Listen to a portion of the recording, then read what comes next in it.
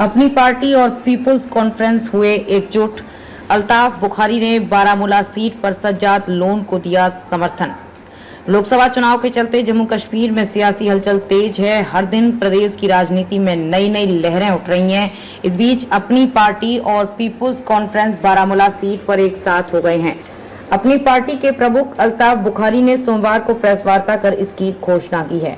बुखारी ने कहा कि उनकी पार्टी ने फैसला किया है कि कश्मीर घाटी के बारामूला सीट पर वो पीपुल्स कॉन्फ्रेंस के अध्यक्ष सज्जाद लोन को समर्थन करेंगे।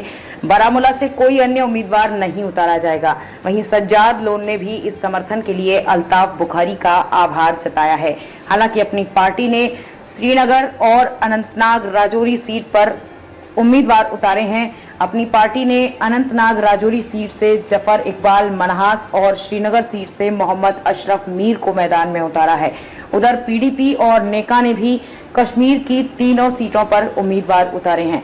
गुलाम नबी आजाद की पार्टी डीपीएपी ने उधमपुर, अनंतनाग और श्रीनगर सीट पर प्रत्याशियों की घोषणा कर दी है। वहीं भाजपा ने कश्मीर में अभी तक किसी प्रत्याशी को नहीं उतारा है।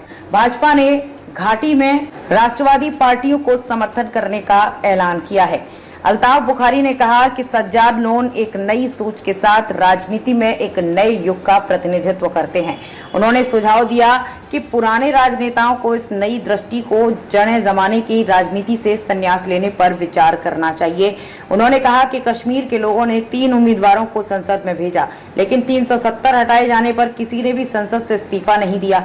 आज वे वादा करेंगे कि वे आने वाले समय में ऐसा करेंगे, लेकिन क्या उन्होंने पिछले 5 वर्षों में ऐसा किया होता? उन्होंने आगे कहा कि उनकी लड़ाई राज्य के दर्जे की बहाली और नौकरी और भूमि अधिकारों की बहाली के लिए है। बुखारी ने जेलों में बंद युवाओं की दुर्दशा पर चिंता व्यक्त की और कहा कि कुछ को रिहा कर दिया गया है और कई अभी भी कैद में हैं और वे उनकी रिहाई सुनिश्चित करने का प्रयास करेंगे।